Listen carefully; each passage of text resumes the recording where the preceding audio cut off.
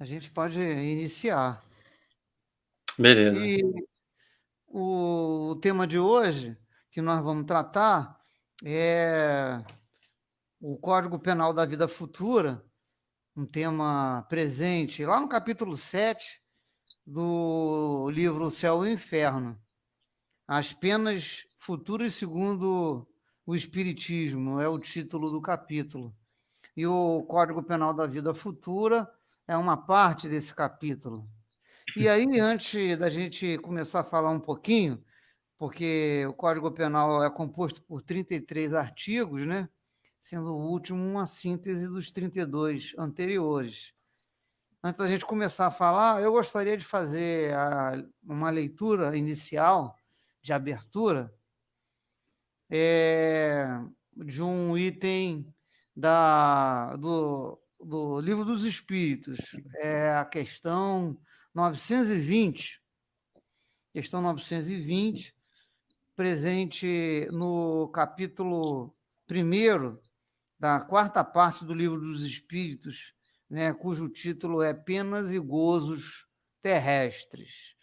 E Kardec pergunta então aos benfeitores o seguinte: pode o homem gozar de completa felicidade na Terra? Questão 920 do Livro dos Espíritos. E aí os espíritos dizem: não, por isso que a vida lhe foi dada como prova ou expiação. Dele, porém, depende a suavização de seus males e o ser tão feliz quanto possível na Terra. Bom, eu acho que essa questão, ela, de alguma forma, se relaciona com a temática tratada no Código Penal da Vida Futura, uma vez que a gente percebe nesse código que Kardec e os benfeitores nos explicam que a alma sofre as imperfeições, que não, por algum motivo não conseguiu se despojar, né? Então, o sofrimento está muito associado às imperfeições. Isso é uma mensagem clara que está presente aí no Código Penal da Vida Futura e que relaciona, então, a felicidade que a gente tem, esse conceito de felicidade relativa. Então, gostaria de passar a palavra, então, para você, Léo, para que você possa falar um pouquinho sobre o que você conseguiu perceber, o que você conseguiu estudar e trazer aí para nós sobre, sobre essa temática tão bonita que o Espiritismo nos revela, nos apresenta. Ok. Boa noite, Davi. Boa noite a todos. O Código Penal, né? Quando você me mandou o tema, foi uma grande surpresa e uma felicidade ler esse estudo que Kardec foi se aprofundando, porque formaliza muito que a gente sempre, essa tecla sempre que a gente está batendo, que o espírito é imortal e a carne, que é o nosso corpo físico, é passageiro. E nesse estudo, ele mostra muito isso, porque essa diferença de que o espírito vive, ele é imortal. Então, aqui estamos aqui hoje, nesta vida, encarnado, e buscando um aperfeiçoamento que Deus quer de nós. Essa questão me lembra muito quando, bem no início do que eu tive acesso à doutrina, eu vim lembrando muito quando, com essa falta de conhecimento, né, do que seria do porvir, porquê de tantas diferenças sociais, de raças, porque tanta atrocidade no mundo. E quando você vai se aprofundando, você começa a descobrir um mundo novo. que Jesus já explicava no seu evangelho, através de parábolas. E nesse estudo, ele veio mostrar mais do que isso, o fato de que aqui estamos cumprindo algo que foi determinado e os nossos sofrimentos de hoje são a razão está por nossas escolhas. E mais do que tudo, quando a doutrina nos mostra que ela te dá uma liberdade e, acima de tudo, uma responsabilidade com o livre-arbítrio. Então, somos senhores de nossas vidas, porque tudo que a gente opta pelo bem ou pelo mal, as consequências são nossas, né? Então, nada mais do que justo, somos nossos autores de nossos. O quadro que nós pintamos todo dia, o responsável somos nós, né? Então, aí que tá essa diferença, porque quando te dá essa oportunidade, ó, pronto, você que é o senhor da sua vida, você é responsável pelas opções que você faz, então as consequências são igualmente. Aí essa a pequena introduçãozinha que eu estava pensando aqui, foi só para Muito tocar a bem. bola. É, a gente faz uma ressalva, né? Porque o livro o Céu e o Inferno, no artigo 3º do Código Penal, ele fala que toda imperfeição ocasiona consequências lastimáveis e muitas das vezes inevitáveis na vida das pessoas. E, assim, aproveitando o que você estava falando, essa consciência, ter essa consciência, e o espírita precisa ter essa consciência e passar para as pessoas, para que elas despertem sua atenção para a responsabilidade que temos em tudo aquilo que a gente faz, a responsabilidade que temos de tudo aquilo que a gente fala e, sobretudo, tudo aquilo que a gente pensa, né? Porque isso tem consequências. Quando o que a gente faz, o que a gente fala e o que a gente pensa não é coisa boa. É mal, representa o mal, prejudica as pessoas.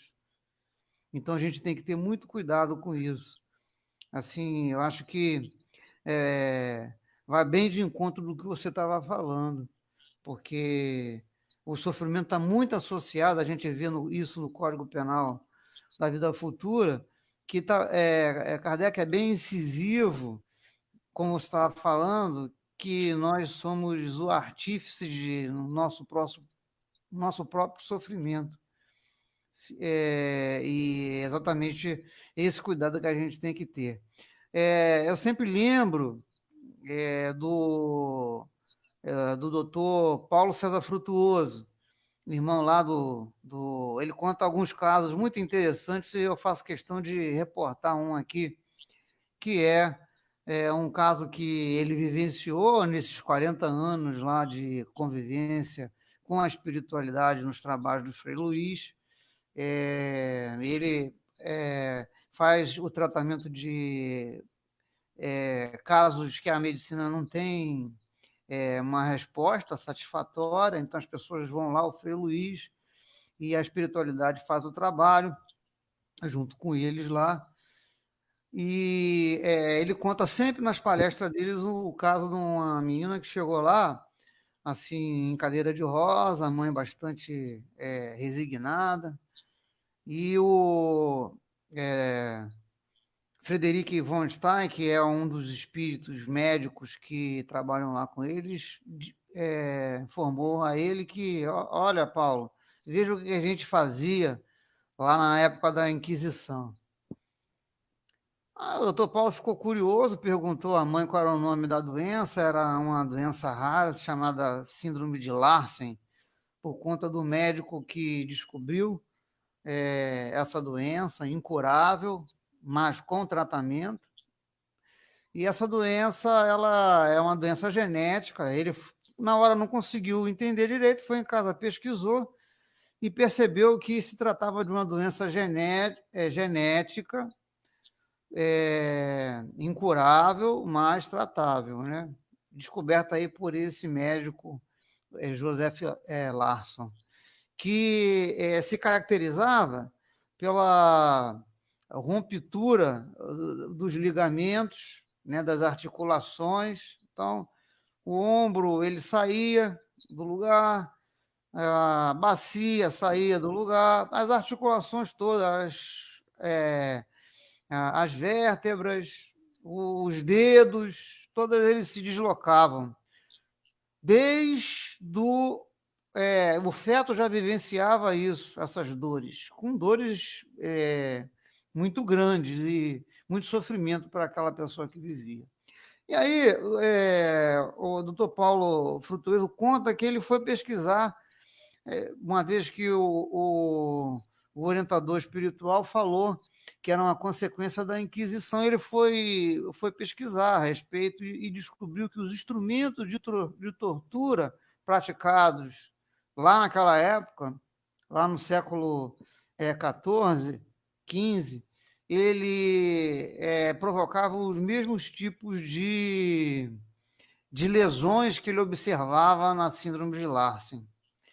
Então, o doutor Paulo Frutuoso fala muito categoricamente para que a gente tenha muito cuidado com as nossas ações, porque ele via realmente uma relação de causa e efeito evidente, né? Esse e outros casos que ele sempre está reportando para nós, de que todo mal praticado, em algum momento, isso terá que ser convertido, né? De alguma forma, e muitas das vezes na forma de sofrimento.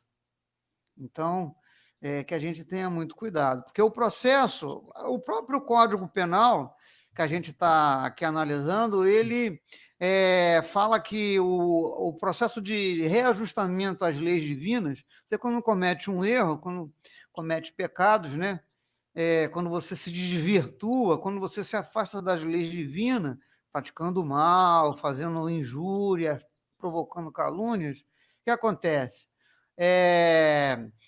Você tem que passar por um processo para você se quitar, né? Porque à medida que você vai fazendo esses atos, você vai criando dívidas, né? Débitos.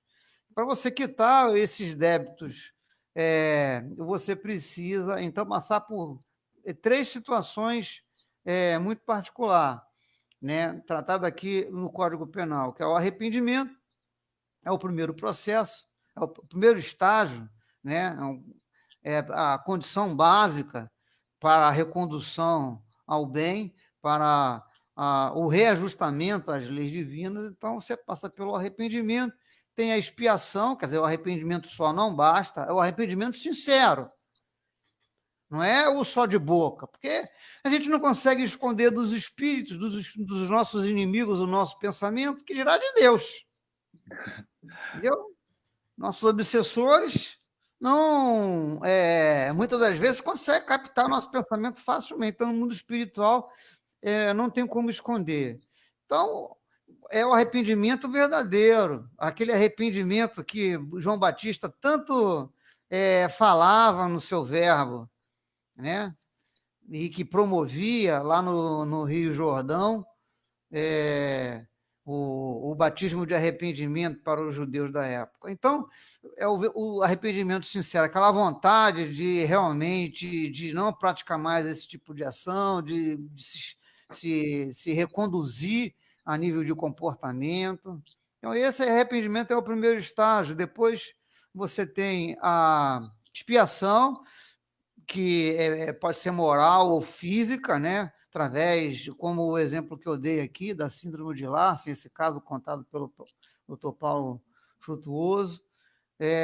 Você pode ter um tipo de expiação dessa natureza. E depois a reparação. Então, aquele que foi sovino, aquele que foi né, não distribuía os bens, não fazia a caridade, ele vai ter que ser caridoso. Aquele que era egoísta, ele vai ter que ser altruísta. É a forma que você tem para fazer a reparação. Se você foi, se você cometia muitas, contava muita mentira, fazia muita hipocrisia, então você tem que ser o contrário. O processo de reparação pressupõe uma ação assim dessa natureza. Sim, de forma geral que eu estou falando, né? Porque os graus eles variam de situação para situação. Mas o processo de reparação é esse. Perdão, o processo de recondução, isso está aqui no Código Penal da vida futura.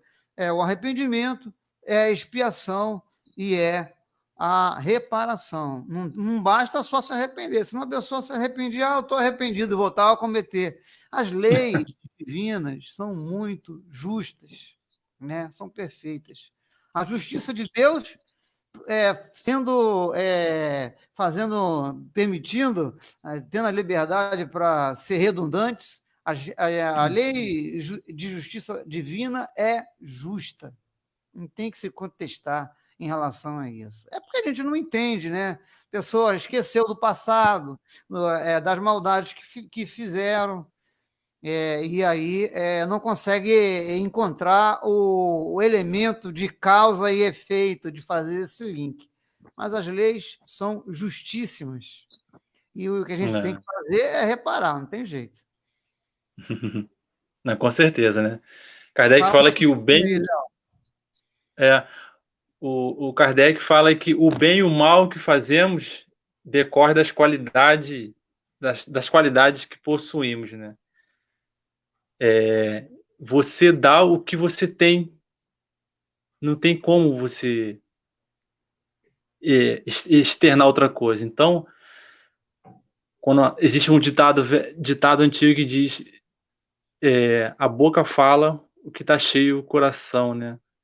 Você quer conhecer uma pessoa, começa a conversar com ela que aos poucos ela vai soltando tudo que tem dentro dela. Se é bom ou se é ruim, né? Se é uma pessoa pessimista, só vê o lado ruim da vida, ou se é uma pessoa esperançosa que mesmo diante de tantas dificuldades e lutas, vê uma luz no fim do túnel, né? E o bem que nós fazemos, ele é proporcional, ele volta. É porque no olhar material, quando a pessoa ajuda alguém, um próximo, ela acha que está ajudando só a pessoa, né? Mas ali o trabalho é mútuo, porque você ampara alguém, mas na verdade você está amparando mais a você mesmo. Você, como você disse, o arrependimento é o primeiro passo. Kardec até fala isso, tem uma parte aqui na frente que ele comenta isso. O primeiro passo é o arrependimento. O segundo é a expiação. Porque você fez um mal, cometeu um delito na lei divina, você tem que arcar com as consequências. Mas não é isso? Não seria justo? Como antigamente muitos falavam que as interpretações, né, mal feitas das antigas escrituras falavam que você está pagando hoje, que é culpa do seu passado, do seu pai, do seu avô. Isso é uma mera interpretação, mas na verdade as consequências são nossas, né? Então, se você cometeu mal, deixou de fazer um bem, você vai ter que reparar isso. E depois, primeiro passo, arrependimento, a expiação, e depois vem o terceiro passo, que é a misericórdia, que vem junto com a reparação. Olhando, isso é muito intrigante, é muito fascinante, porque você cometeu uma determinada situação, você optou por fazer algo, aí depois se arrependeu, depois você vai passar pela dificuldade, e Deus é tão maravilhoso, tão incrível, que esse sistema dele de educação, ele te põe na posição daquela que você feriu. É Aí, educativo o processo, é, né? eu lembro, Educativo. acho que você até falou essa história aqui, já ouvi também. Eu não lembro não o nome dele. Você já contou essa história aqui do amigo do Chico, né? Acho que ele era contador, alguma coisa assim, no escritório, que ele chega, um É, trabalhador grande, né? Chega isso. lamentando que foi roubado, furtado, triste, e Chico fala, abraça ele, calma, meu amigo, é bom devolver, né? É bom devolver, é Porque bom é pagar. bom devolver, né? É bom Porque pagar. se Ele você sempre tiver, falava aí, o Chico é bom sempre. pagar. Você vinha reclamando, ele saía com essas. Mas, ô, Léo, Uhum. vamos aqui falar um pouquinho sobre o pessoal que está aqui no chat, né? Ah, Agradecer a presença de todos, da Irene, da Antônia, da Dona Jovita, quem mais? Outras pessoas aí chegando. E a Antônia fez uma pergunta aqui para nós, tá? Qual a diferença entre expiação e provas? hum. Quer responder ou passa? Essa é uma questão que está lá no livro dos Espíritos, né? Eu, assim, não lembro qual é a questão, Também não lembro o número. eu não lembro qual é a questão, teria que procurar, mas está lá no livro dos Espíritos. A expiação, se você for procurar o termo lá no dicionário, se procurar aí, você vai ver que a expiação está associada ao sofrimento. Tá? Então, o significado da palavra expiação está ligado ao sofrimento. E, então, expiação então, todo espírito em expiação é aquele que sofre de alguma forma, né? Que se sente incomodado com as coisas que estão acontecendo à sua volta. E aí eu acho que tirando Jesus que viveu aqui, quem é que não passa por expiação, né? Acho que todos nós encarnados que não somos ainda espíritos puros, é, temos que expiar. Então todos nós vivenciamos essa experiência de sofrimento, né? Por conta, não é por se alguma coisa é negativa, são as vicissitudes da vida. Por exemplo, o corpo padece, adoece, entendeu? É uma vicissitude, entendeu? É uma forma, ou em algum momento você vai vivenciar esse tipo de sofrimento que se chama. Expiação também tem uma relação com pagamento de pena, tem outro significado. Tem o significado de sofrimento, que eu acho que se encaixa bem mesmo na interpretação, no uso que a gente faz aí da palavra dentro do Espiritismo, e o de pagamento de pena também é um outro significado, as palavras têm vários significados, e ela tem esse significado também. Quando você pensa que o planeta é um planeta prisão, o Chico falava isso, né? O Emmanuel Hum. falava isso para o Chico, né? Que aqui era um hospital, era uma prisão e tal. Então, quando a gente dorme, a gente ganha liberdade, às vezes quer aprontar, não é isso? Então, eu acho que cai bem também esse significado da palavra expiação. Agora, a prova, geralmente a expiação está ligada à prova, né? É o teste, como a gente faz na prova, lá na escola, melhor dizendo, né? A gente faz a provinha, escreve lá, o professor corrige para ver se você realmente. Então, lá no plano espiritual, o que a gente já fez? A gente prometeu, não, agora eu vou ser bom, eu vou fazer a caridade. Não, pode ficar tranquilo que eu vou fazer. Promete isso de pé junto para os benfeitores, para os nossos orientadores. E chega aqui, o que acontece? Esquece tudo. É, E às a vezes gente faz um parece. monte de lambança, né? Então, aí passou ou não passou na prova. Então, é isso. O significado das palavras, Kardec vai abordar isso aí realmente em vários livros da codificação. Ele usa muito esse termo, mas acho que onde a gente encontra a melhor explicação é lá no livro dos Espíritos. A questão eu não lembro, Né? tem falando sobre isso e a gente usa, então, essa significação das palavras para entender. Então, é isso. Né? Sempre que a gente encarna, a gente está vivenciando essas experiências de prova e expiação. Porque o planeta é de provas e expiação, É. então Ô, Davi, é uma experiência comum o, a todos nós. Davi, Oi. um exemplo prático da diferença de expiação e prova na nossa vida é quando um determinado problema envolve você e você parece que está numa roda, uma roda da vida. Sempre está voltando aquele mesmo problema, está te perseguindo e você perde e ele sempre está ali do teu lado. Sempre aquela barreira ali para você superar.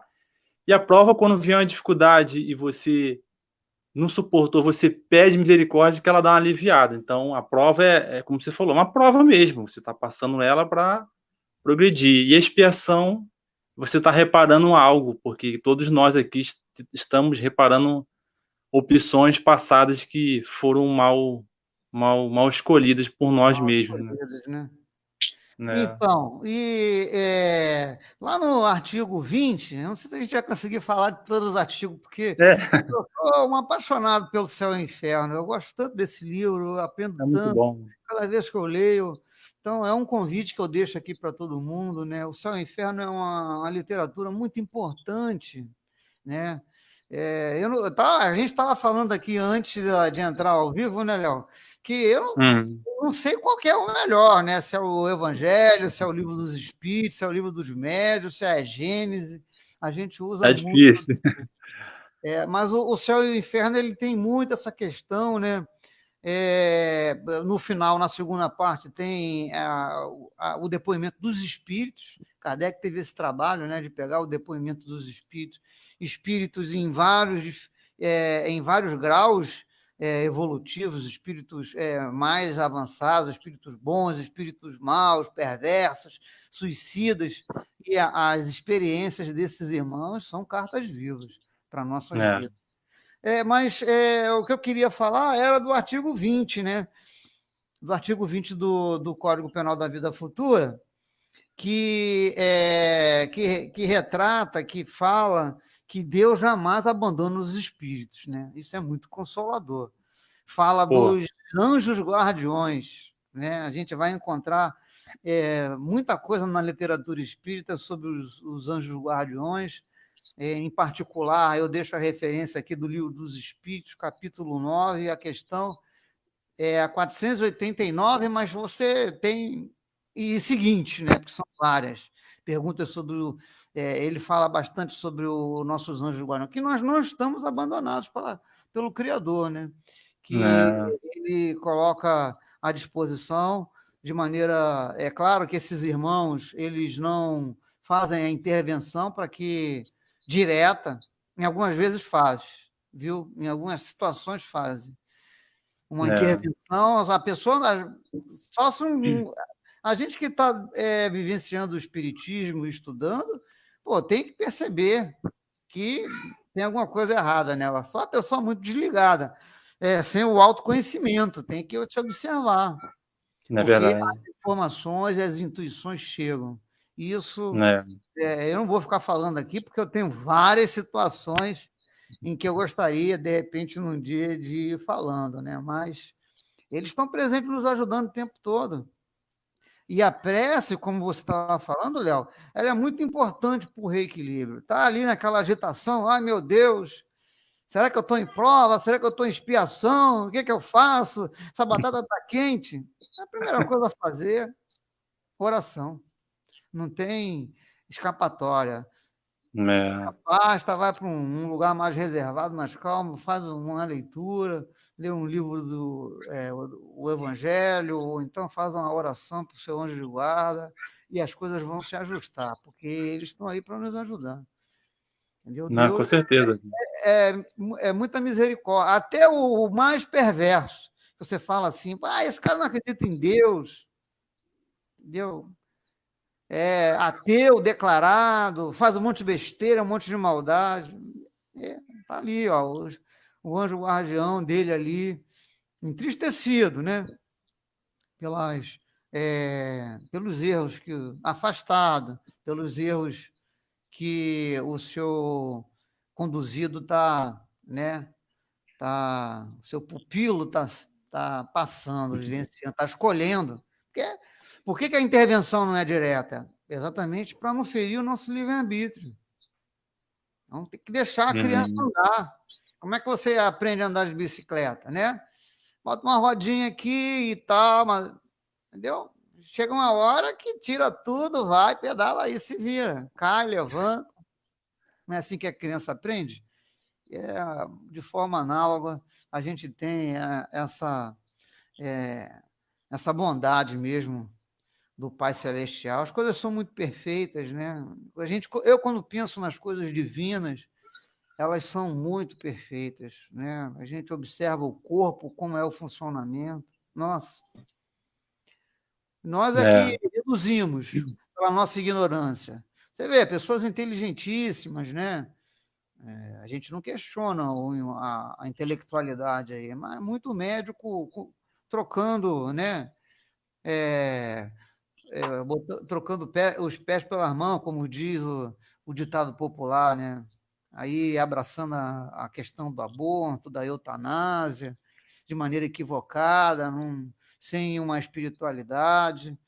E são pessoas inteligentíssimas, pessoas que têm uma certa posição na sociedade, em que as pessoas param para ouvir o que eles falam. Então, a gente vê essas coisas acontecer, né? E não é só médico, não, é em todo lugar, professor também, artista, e aí realmente não consegue perceber a espiritualidade atuando, não consegue perceber a bondade do Pai, enfim, vive para o material. E o material não é o essencial para o espírito, né? Isso aí é evidente para quem estuda a doutrina espírita e vivencia o espiritismo. A gente sabe que o corpo vai ficar, é a matéria, a roupa do espírito, esse sim é imortal. E no plano espiritual, a gente vai se arrepender, né? E vai ter que fazer tudo de Com certeza. novo, e vai ter que prometer. Agora, para reencarnar, vai ter que prometer muito, filho. Muito, muito. Né? Tem muito espírito querendo reencarnar, ter essa oportunidade na carne. Porque qual é a grande lição que a gente tira? É porque a nossa vida aqui ela é importante para o espírito. Porque é o momento da prova, é o momento da expiação, é o momento da reparação. Olha aí o mecanismo de reajustamento. Entendeu? O mecanismo de reajustamento ela acontece em grande parte. O arrependimento você até tem lá no mundo espiritual. Mas determinadas coisas você tem que fazer aqui, filho. Aqui, ó. Aqui. E que a gente fica sob prova, sob pressão, aquela, né, dor no peito, aquela responsabilidade em nossos ombros, ali. A gente nunca está sozinho, né? Como você iniciou lá desse item 20, né? Deus nunca nos abandona. Por mais besteira, erros e desastres que a gente faça, ele sempre está nos espreitando, esperando a gente olhar para ele, porque todos nós estamos mergulhados em Deus, né? E a doutrina, ela nos mostra ela aproxima mais da gente de Deus, tira um Deus que há muito tempo passado foi, Deus no céu, no trono dele lá, com seu cajado, só punindo um ou outro. Traz Traz muita essa diferença, traz muita Deus para o seu dia a dia aqui, ó, para o seu muita dia a razão. dia. É raciocinada, né? Kardec já Com eu acho que certeza. traz isso para nós. Nos Agora, aproxima. lá no item 26, né? A gente já está indo para a parte final da nossa apresentação, da live. Eles tratam, Kardec e os espíritos superiores, eles tratam dos suplícios, né? A gente estava falando um pouquinho aqui, né? Que o orgulhoso precisa ser relegado às últimas posições, né? Para poder aprender e deixar de ser orgulhoso, né?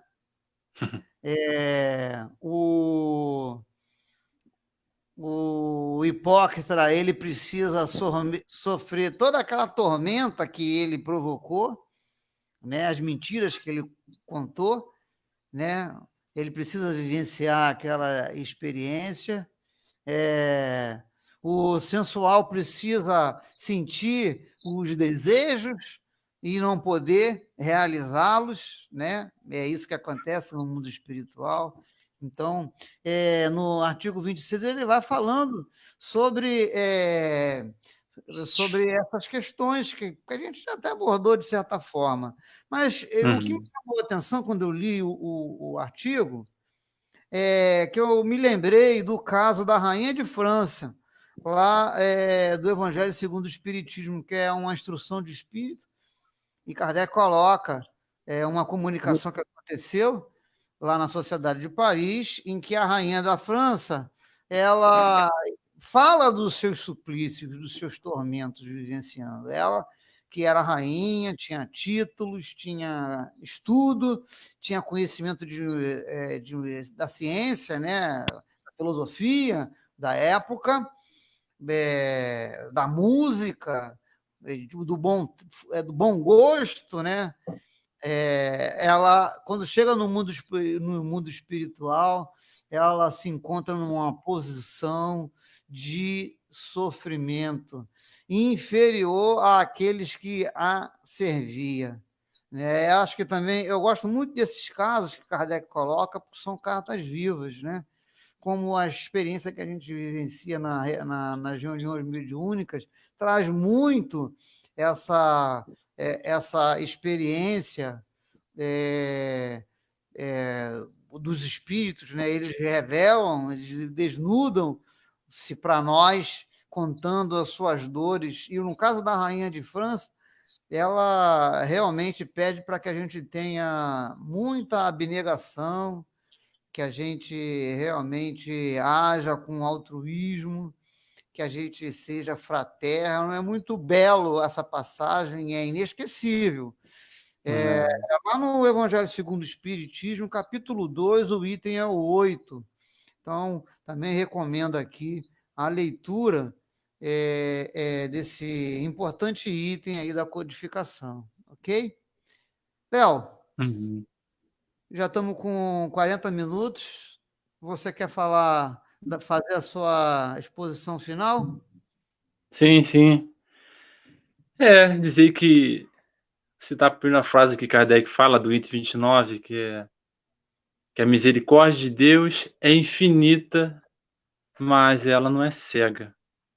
Então, todos nós vamos responder pelo que vamos fazer, né? A todo momento somos o criador de nossas situações. Então, ele diz aqui que enquanto nós estivermos optando por fazer o mal, ou ainda tem a oportunidade de fazer o bem e não faz, vamos ser responsáveis, né? Então, Deus a todo momento, ele nos dá essa oportunidade de nos arrependermos, de pagarmos e de reparar. Se estamos aqui nesse turbilhão que o mundo está vendo, é porque boa coisa a humanidade não fez, né? Seja coisa pequena, seja coisa grande, mas tá todo mundo mergulhado no mesmo local, então estamos aqui para aprender nisso, então reparar. Então, essa oportunidade que ele dá de redenção, que está para todo mundo, sabendo que por mais que seja dura as dificuldades da vida, por mais que a gente não veja luz, vamos ter a fé de que podemos fazer a redenção em nossas vidas, né? Optando por coisas melhores e Deus sempre está sempre nos auxiliando, seja por circunstâncias ou pessoas que cruzam o nosso caminho e que Deus está sempre nos guiando. Muito bem. Então, assim, como palavra final, eu agradeço a todos, né, presentes que tiveram aqui nessa live.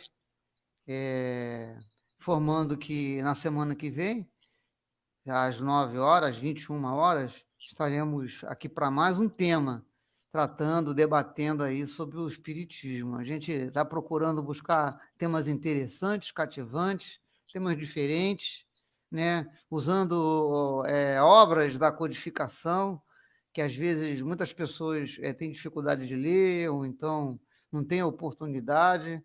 E um dos objetivos é motivar as pessoas a conhecerem mais o céu e o inferno, conhecerem a Gênese, conhecerem o livro dos Espíritos, né? Conhecerem a codificação de uma forma geral. E o nosso tema, um tema interessante para a semana que vem, gente. Olha aí.